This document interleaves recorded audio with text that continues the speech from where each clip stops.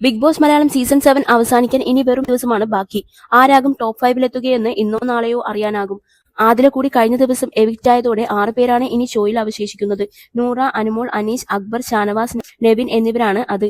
ഫിനാലെയോട് അനുബന്ധിച്ച് എവിക്റ്റായി പോയ മത്സരാർത്ഥികൾ തിരിച്ചു വരികയും അവർ അനുമോൾക്കെതിരെ ഉന്നയിച്ച ആരോപണങ്ങൾ വലിയ തോതിൽ ചർച്ചയാവുകയും ചെയ്തിരുന്നു.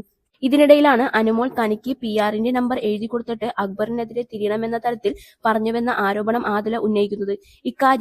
ഇക്കാര്യത്തിൽ തന്റെ ഭാഗം വ്യക്തമാക്കിയിരിക്കുകയാണ് അനുമോൾ. ഷാനവാസിനോടായിരുന്നു അനുമോളുടെ പ്രതികരണം. ആ നമ്പർ എന്റേതാണ്. എന്റെയും അച്ഛന്റെയും അമ്മയുടെയും നമ്പർ മാത്രമേ എനിക്ക് കാണാതെ അറിയൂ. എനിക്കൊരു PR ഉണ്ടെങ്കിൽ അയാളുടെ നമ്പർ ഇവിടെയുള്ളവർക്ക് കൊടുക്കേണ്ട ആവശ്യമില്ല.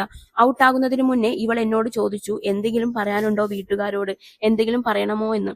ഞാൻ വേണ്ടെന്ന് പറഞ്ഞു. എന്നിട്ട് പറഞ്ഞു ഇവിടെ നടക്കുന്ന കാര്യങ്ങൾ പറയെന്ന് അനുമോൾ പറയുന്നു.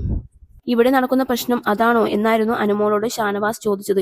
അതായിരിക്കും, എനിക്കറിയില്ല എന്നും അനു പറയുന്നു. അവളാണ് ഇങ്ങോട്ട് ചോദിച്ചത്. അവൾക്ക് അന്ന് അക്ബറിനോട് വലിയ ദേഷ്യമായിരുന്നു. എന്തോ ആകട്ടെ, ഞാൻ എന്താണ് പറഞ്ഞതെന്ന കാര്യം എനിക്കറിയണമല്ലോ നമ്പർ കൊടുത്തത് എന്ന് അനുമോൾ കൂട്ടിച്ചേർക്കുന്നുമുണ്ട്.